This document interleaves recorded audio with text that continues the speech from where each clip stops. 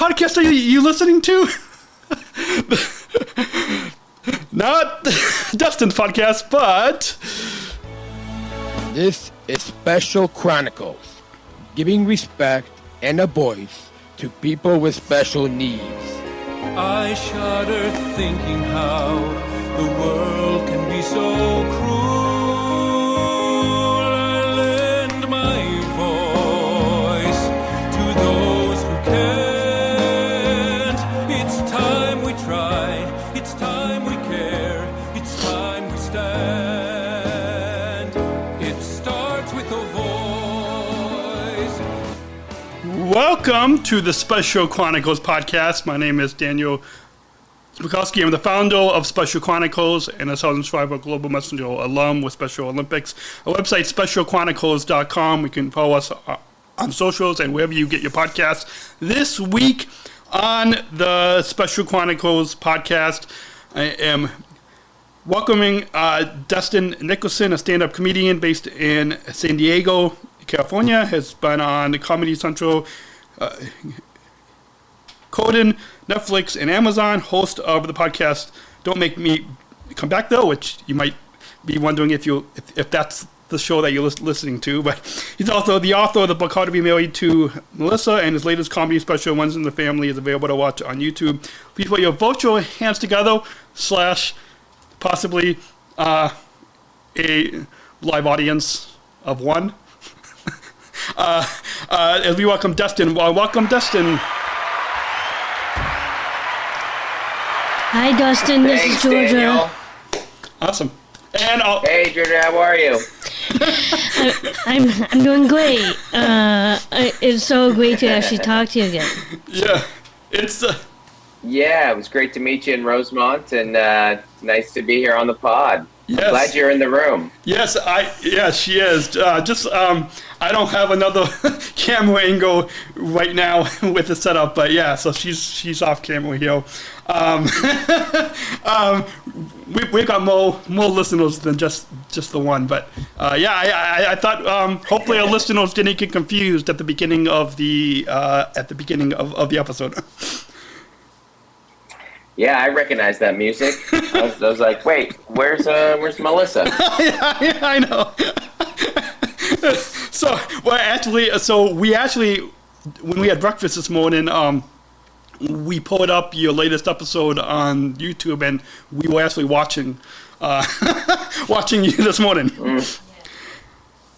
Great, I'll take the views. Well, two of us on one account, so you know.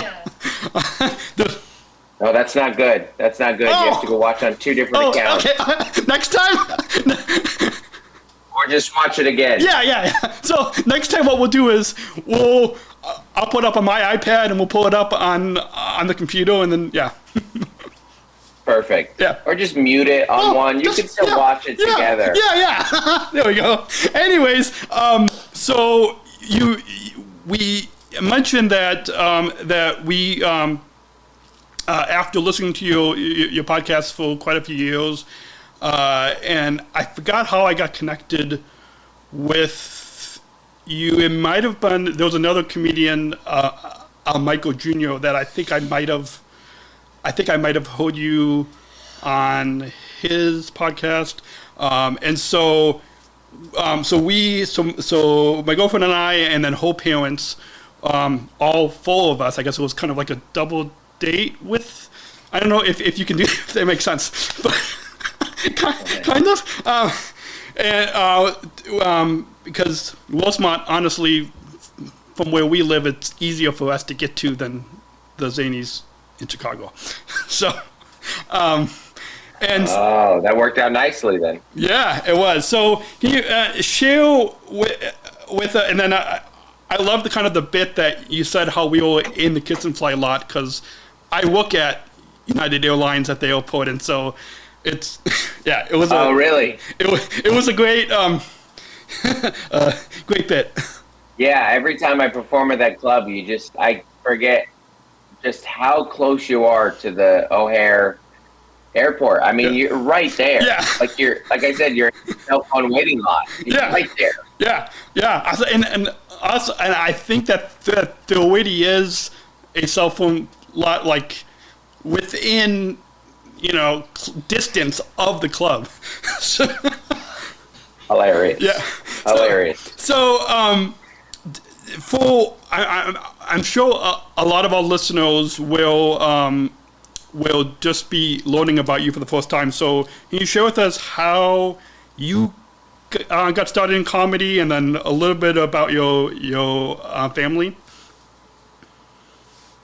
Sure. Yeah, I've been doing comedy for a little over 12 years. I started kind of late as far as a lot of careers go.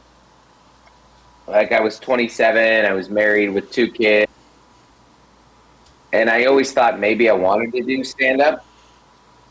Like, it was just something that I always loved and paid a lot of attention to. And then I just kind of like was like, oh, I'm gonna go to open mic. So I went to the local open mic in my city and just kept going, never stopped going after that. And then after about 5 or 6 years, was able to kind of quit my day job and make it my full-time gig. So I started in San Diego. I'm still based in San Diego. Me, my wife, and then my 3 kids. I have a boy and 2 girls. Awesome. And I know from watching, I believe both of your comedy specials, and then seeing you in Rosemont, you bring up your family a lot. That and on your podcast as well. So we'll just take a quick break and then get into I think what a lot of when we talk about inclusion, I think what a lot of our listeners can relate to. So just quickly to let all of you listening know that support for Special Chronicles comes from listeners like you. You can join our supporters with a monthly or one-time donation so we can operate our studio and continue our mission giving respect and voice to those of us with disabilities. You can access it if you want to see the moment that Dustin popped into the studio, including, I think we might even have some footage, some bonus footage from when we tried to have you on, Dustin, a week ago, and so that will be available on if any of you listening go to join at specialchronicles.com/plus. You can see any of that bonus footage and see us work through all the technology. And even I think this is our 3rd try. I think it is, like, and even like the time zones have even kind of gotten us a little. But here we are. Yes.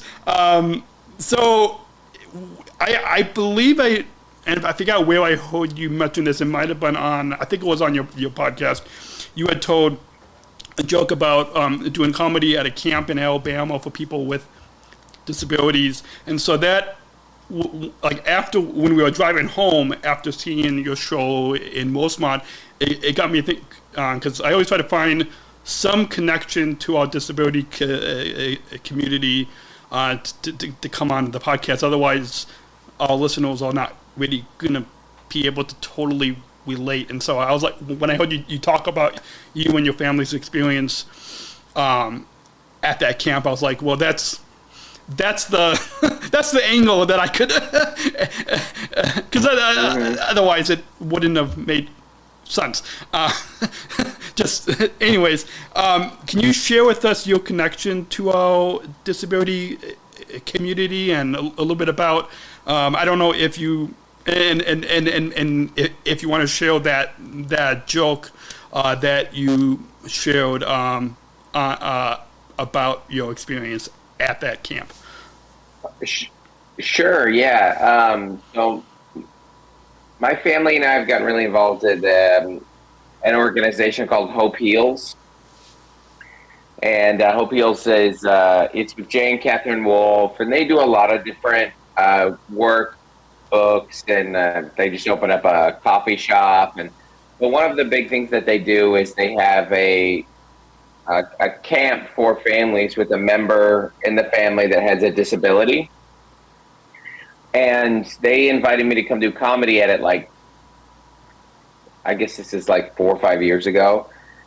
So I just showed up by myself having no idea what the camp was. I mean, I had a rough idea what the camp was, but not really knowing what I was fully getting into. And it's, it's one of those gigs that you do as a comedian where on paper everything seems wrong. Yeah. Like it's at 1 p.m. It's in a chapel. It's like full daylight. Everyone just came for lunch. And I remember getting up there just going like, well, here we go. Let's get a taste of this and see how this gig is going to go. And there was like a moment that I really got hooked on that camp because this was like 2022. Like we were still wearing masks when we were traveling.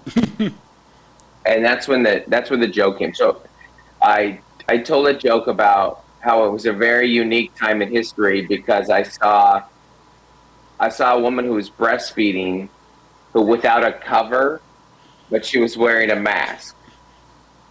And I thought, what like a unique moment in history the joke is that I've seen this one's nipple but not her nose. And it was a fine joke, but there was an individual, David, who is nonverbal, but has this really wonderful high-pitched laugh, and that just tickled him for whatever reason. And he laughed, and then everyone around laughed kind of on his laugh, and I'm laughing. It's kind of just echoing in this chapel at a very kind of beautiful moment. And I was like, this is one of the most magical places I've ever been. This is amazing, this community of people. And so now my family and I just go back every year. We go back and we serve. I do the gig. Melissa teaches art there. My kids volunteer. So that was kind of that was my initial connection of my comedy into the disabled community in any way. Awesome. And what's fun now is a lot of those Hope Heals campers come to my other shows. Like in Houston, there's folks who come out who were at some of my shows just a couple nights ago, which is fun for me. Awesome. Yeah, it's it got us.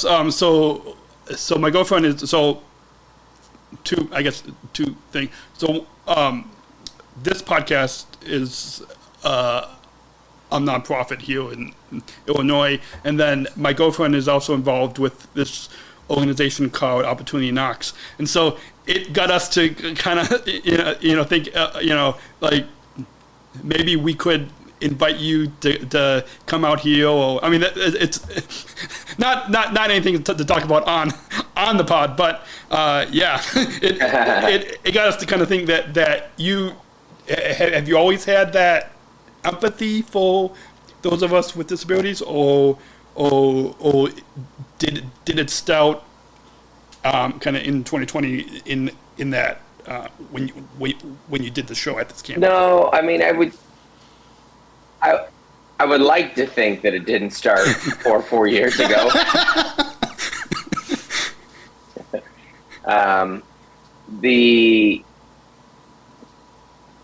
I think some of it is just growing as a human being and maturing, and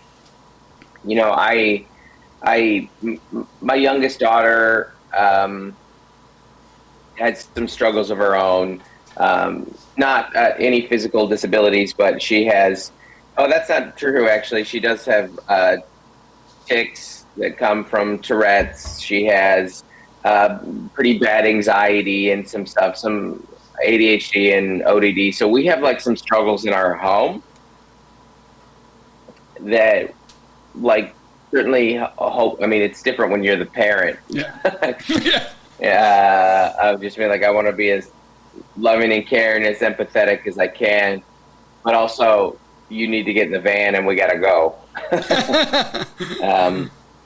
So there was some there, but I mean, I think a lot of the time when you are in the church world, it is the disabled community is in the church world oftentimes. Yeah.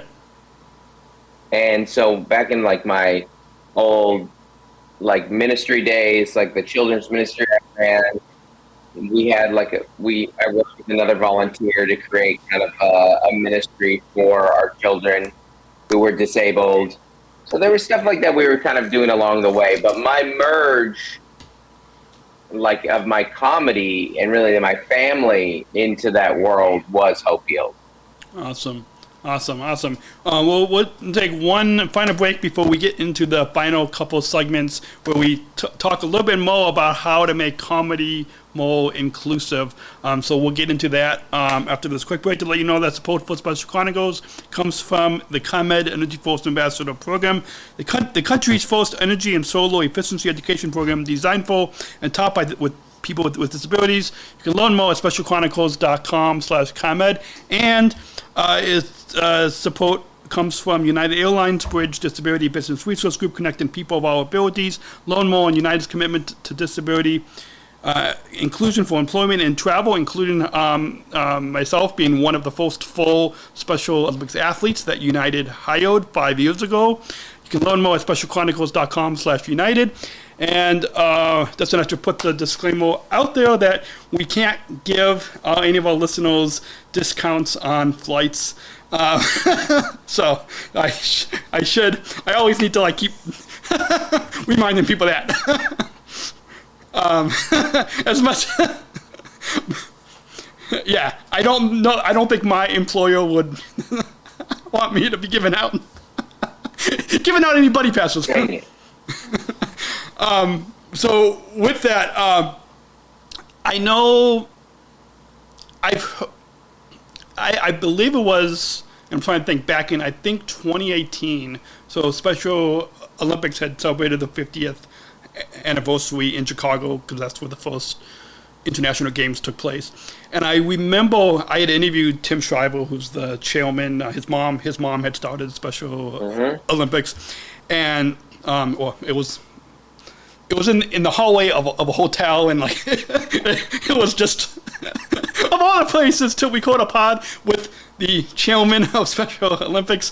It was quite a Wow. It was a 30-minute episode that we did, and Anyways, I remember around that time there was a comedian that had used I think there was a comedian that was making fun of people with disabilities, and I forgot. This was back in 2018, and I forgot what comedian that was. And I'm sure a lot of the comedy that you do, that Nate Bargatze does, that you guys do, is clean comedy. But I'm sure you've probably heard of other comedians that do make jokes towards us. So I guess kind of with that in mind,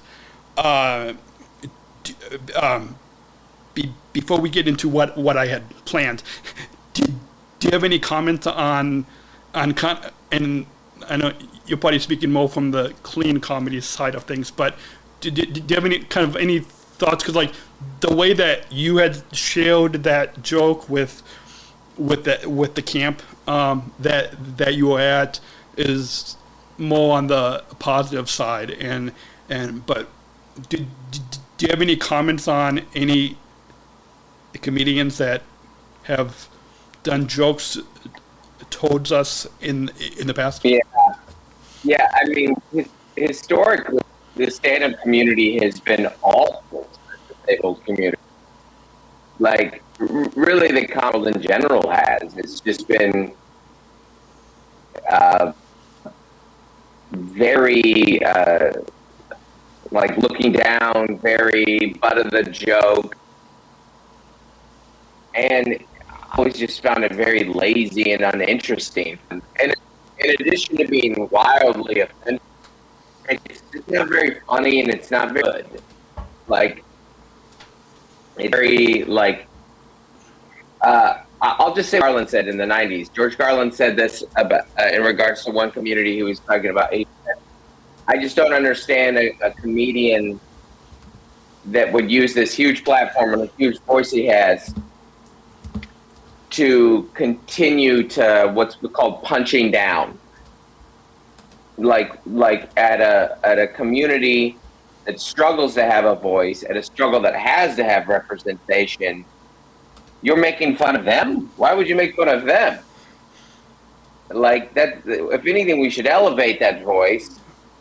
But even if you do nothing, we should be punching up at at institutions or entities that can kind of control our voices, or another Mark Maron says, or punch yourself, which is you can kind of make fun of yourself. Yeah. So I just like I find it's. I know why they do it. I know why they do it because it's easy. Like it's an easier version of what we do in stand-up. It's easier to take a basic little punchline and look at that community and come out of it. And I mean, clearly it's not for me, but I also find it very repugnant and a total waste of your voice. Yeah. It's so much more interesting to,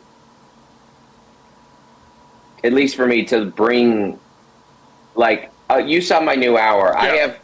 I have like 5 minutes about me realizing how hard it is for women to exist every day. Mm-hmm.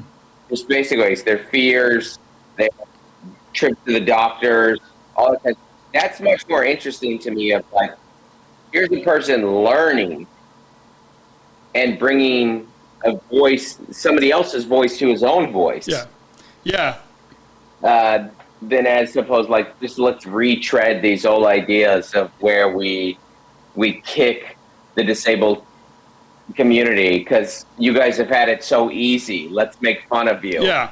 It doesn't even make sense. It doesn't make, yeah, and as I'm sure, I believe like there's like over 1 billion people across the globe with disabilities, and, including the family and friends. So like for comedians to make fun of such a large population, like it doesn't make sense. So switching gears now a little bit more to the positive side, building upon what you said in the previous segment, where now some of the kids, it's probably adults, I probably shouldn't say kids, some of the adults with disabilities that first saw you, were first introduced to you at that camp in Alabama, have gone to your comedy shows. You had my girlfriend Georgia and I at your show in Rosemont a couple of months ago. How can we make, and I guess speaking to, and I'm sure Nate probably does this too, how, speaking for yourself and your comedy, but also to Nate and any of the guys at Nateland and others, how can we make comedy more inclusive and accessible at comedy shows, both with the language, with the jokes that you say, but then also in the actual comedy clubs, or in Nate's case, arenas. The arenas. Yes. So like, in both kind of sides of things, like how can we make more comedy more in both the language, but also the and venues. Yeah, I mean, the language will be what it is. Yeah. Like, some comedians want to work clean and some don't. And I imagine some members of the disabled community don't care if the show is clean. Yeah. So that is a little bit of a taste thing. Mm-hmm. And I obviously work clean, and I don't curse on stage, but that's just my personal choice. As far as, like, the topics, though, I would imagine if I were a disabled person attending a comedy show, one of my biggest fears is that I would be made fun of. You know, and so when you were, just like anybody who goes into a comedy show, we're all kind of afraid of being made fun of. Or like, he's going to make fun of my hat or my date or whatever I'm wearing. You know, that's why some people are afraid to sit in the front rows of comedy shows. Yeah. So I think as a comedian, personally, you can build an act in a persona where people know they're kind of safe there. I'm not here to find victims in my jokes. So you can do that for sure up there, and even if you're not like going out of your way to like raise and make louder the voice of someone in a certain oppressed community, just not making fun of them is a good start. Yeah.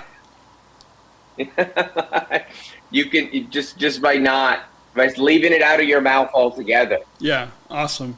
You know, as far as the venues, that's I think that might be something that we as the comedians, and then as the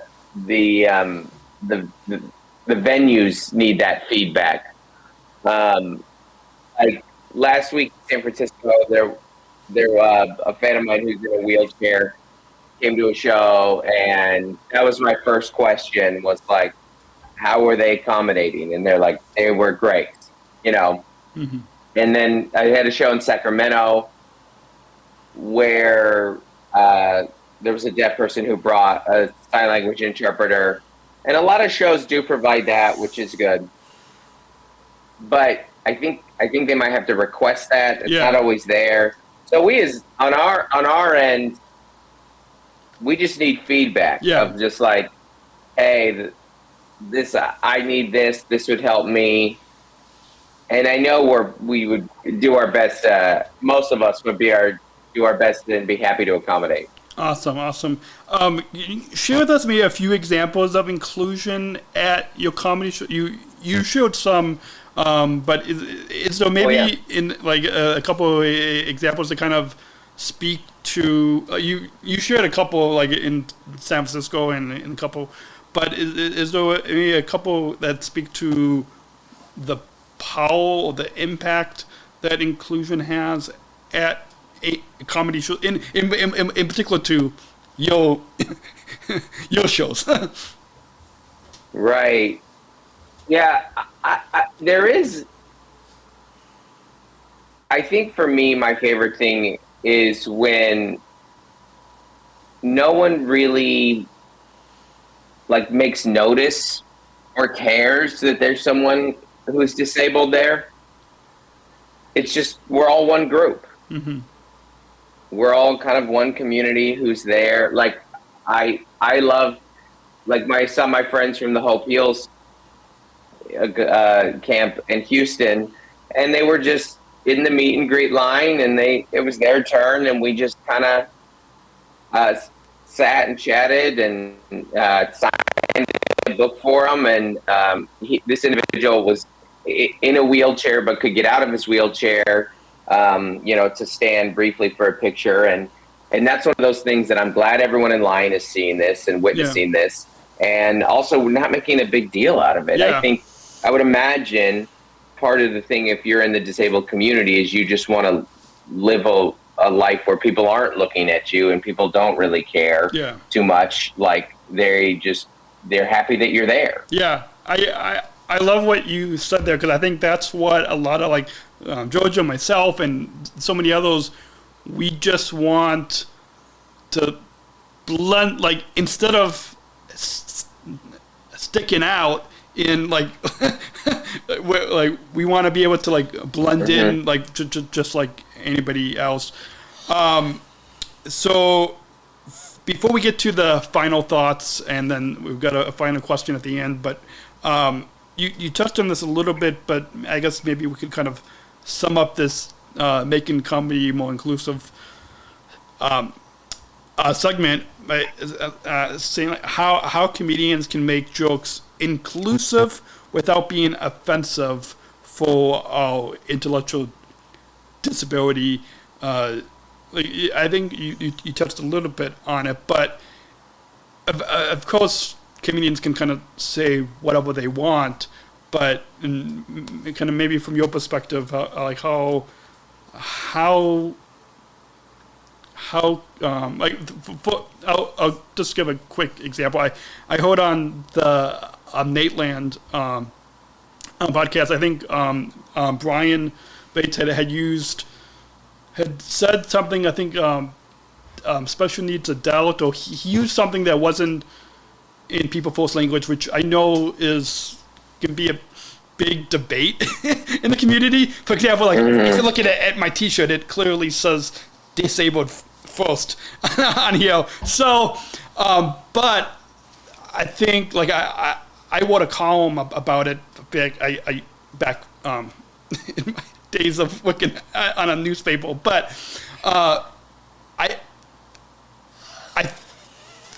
think the heart of it is where you don't focus on the disability, and so I had DM'd Brian, and he had asked like how to correctly say. Yeah. So at least he responded to me.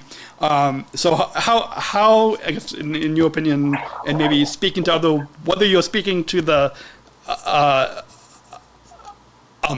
Nate Land guys, or those, how can comedians make jokes inclusive without being offensive for intellectual disability?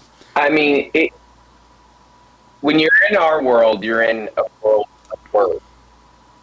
That's what we do. Our whole world is words, and words do change. And what was the appropriate thing to use at one point does change. So in that regard, you do want you got to give a little patience to the comic, but then the comic also has to be willing to learn. Yeah. So, and this was an innocent mistake.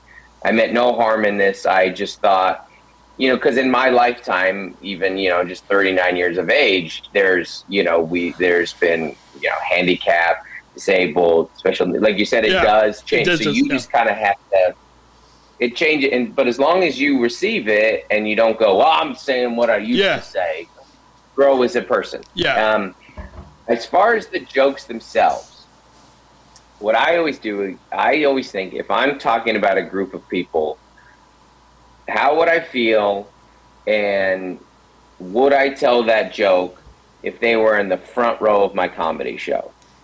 If I was looking down and that particular group that I'm talking about is right there, would I say that joke?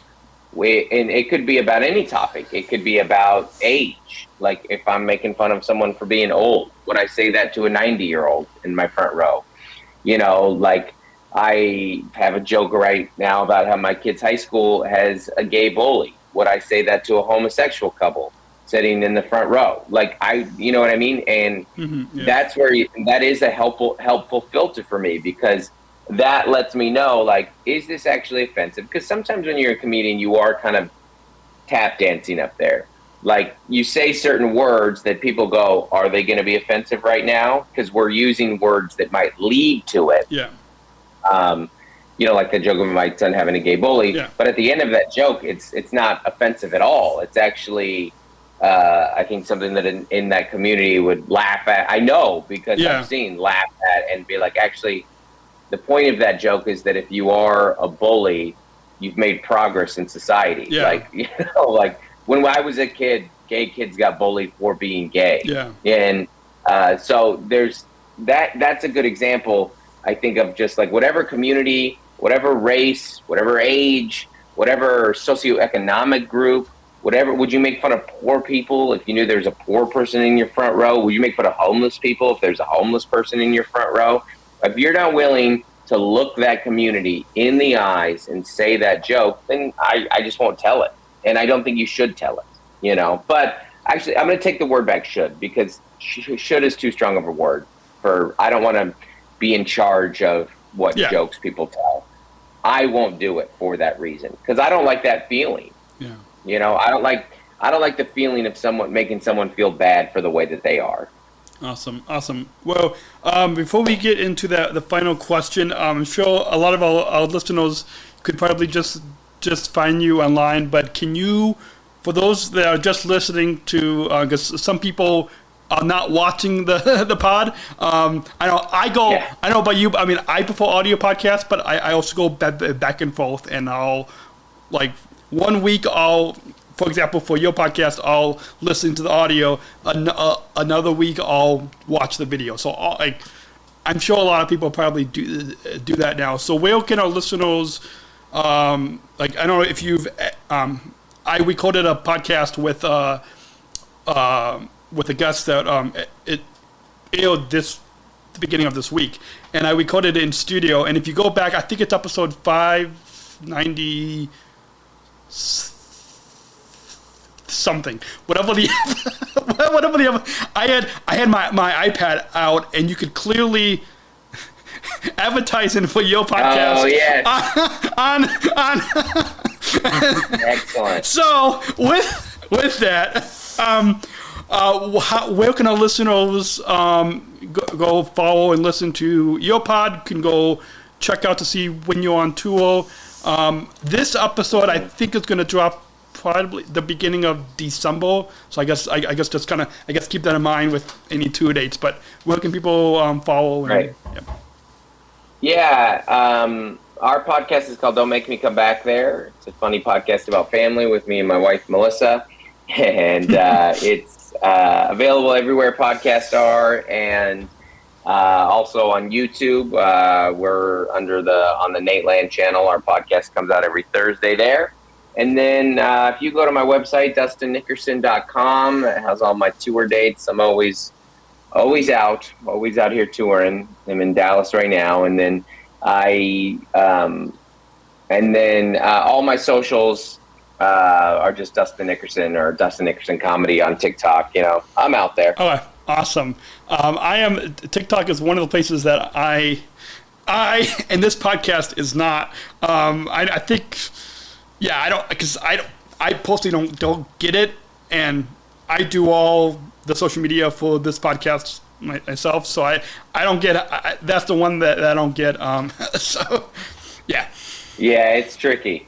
Yeah. There's so many, and every time you feel like you figure one out, there's a new one to understand. Yeah. So. Yeah, awesome. Well, we've been recording for 37 minutes, so before that final question, do you have any? The time has flown by. And so hopefully the echo on the listeners are not going to hear an echo, but do you have any fingers crossed. Yeah, fingers crossed. Do you have any final thoughts on your overall time coming on the Special Chronicles podcast now that it's taken us 3 weeks? No, I thank you for your patience with me. That's the main thing. Is it just took forever, and we got messed up on the time zone, and then with the audio stuff last week. But thank you for your patience with me, and it's been really nice to chat you. Yeah, anytime. I'll stay. I'll keep following your tour schedule. So the next time, maybe I'll invite some other friends. The next time that you come to the Kiss and Fly lot of the airport. Yes. Can't wait. Yeah, can't wait. Absolutely. So we got one final question, and we've got a bumper. So let's go ahead and roll that bumper. We're not just athletes. We are the ambassadors of an uprising. Peaceful protesters. In a rebellion against anyone who has a fear of difference. Difference. Our demands are equality, dignity, and the recognition of our shared humanity. we will not stop or accept anything less.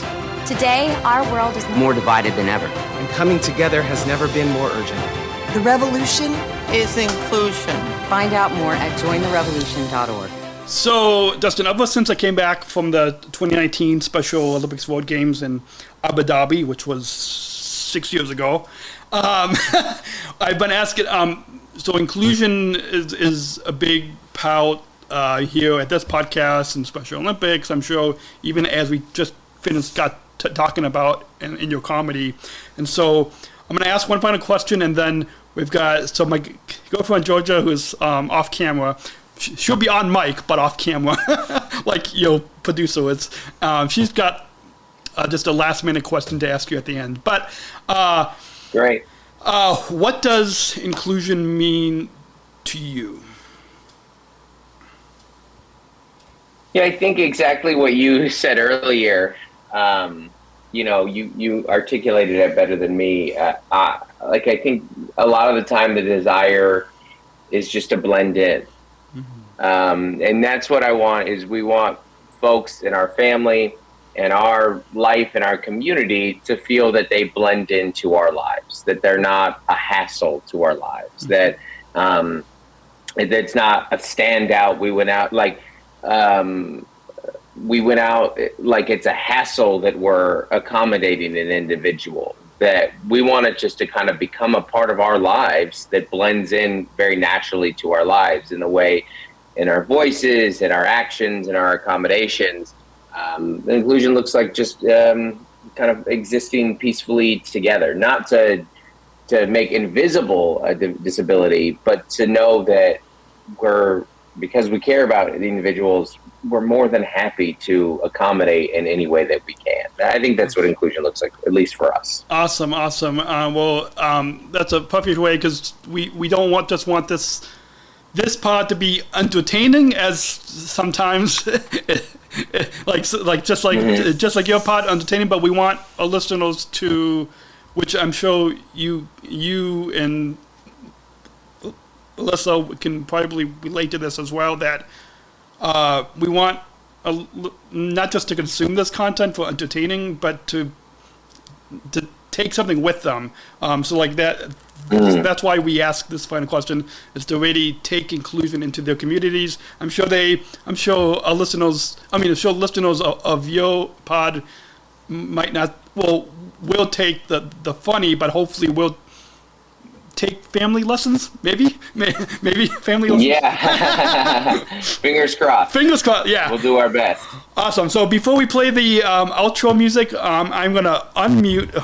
Oh, see, how many times can you? So I'm sure with you, I don't know if, your producer is the one that's behind your control, so I don't know if you can necessarily mute Alyssa, but I've got the power.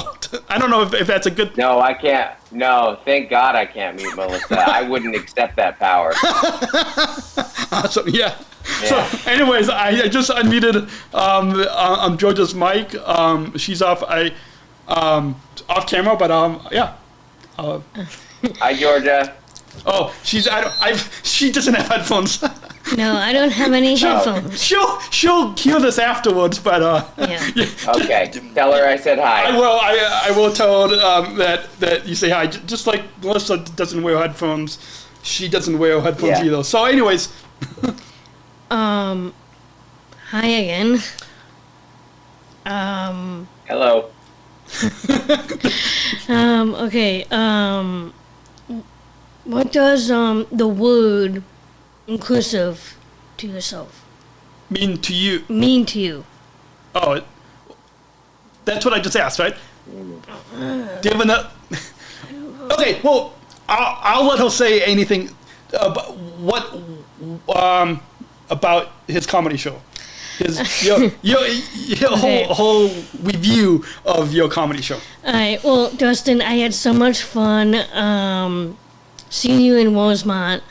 I am a huge fan of comedy and comedians. You are one of my biggest favorite comedian, and my review for you, I'm going to give you 10 stars out of 10 stars. So I love you, Dustin. Oh. And thank you. And just to say, Georgia has not seen a lot of comedy before. So I introduced her to Yo. So yeah. Yeah. Thank you, Georgia. That means a lot. Oh, that means the world to me. Thank you. Awesome. Well, she'll hear this. she'll hear it after. With that, thank you. A few plugs for those of you listening. You can join our bonus content, specialchronicles.com/plus to support the podcast. I tried a Patreon for a couple months, and just because Patreon takes so much, I'm doing it on our own website, so it's a little bit easier. I understand. I understand. Yeah. So, and I've known other people that have used Patreon for years and are now going away from, so they get more of the cut. So, yeah. So I don't. Right. Yeah. Anyways, also you can shop at merch store. Dustin, Georgia is actually wearing the same shirts that we were wearing at your show in Rosemont. Oh, right. I remember those. Yeah. So for those listening, if you go to specialchronicles.com/shop, we've got T-shirts, hoodies, coffee mugs. 60% of the profits will go back to Special Chronicles, and so Dustin, if you know if anybody that wants to get any of our merch, specialchronicles.com/shop. It took us a whole year. It took us all of last year to get that up, just to get. It's a lot of work. Good job. It is, yeah. So with that, tap that follow button. We've got new episodes that will drop every week. Every Monday, and thank you, Augustus, by Dustin Nickerson. Thank you, Dustin, and hopefully this won't be the last time that we'll be seeing you. Hopefully we'll come out to another one of your shows. Awesome. Can't wait. Thank you so much for having me. Yep, anytime. And until then, everyone, have a great week and choose to include. Thank you for listening to this episode of the Special Chronicles podcast. Our podcast was produced by Daniel Smukowski on the Special Chronicles Network. Follow Special Chronicles on Instagram, Facebook, Twitter, LinkedIn, and YouTube. Subscribe, rate, and review Special Chronicles on Apple Podcasts, Spotify, or wherever you listen to podcasts. Our website, specialchronicles.com, where you can stream our archives of over 500 episodes for free. Also, there's a list of our favorites, original series, award-winning columns, and blogs. And sign up for our newsletter to receive exclusive bonus content delivered to your inbox. Again, specialchronicles.com.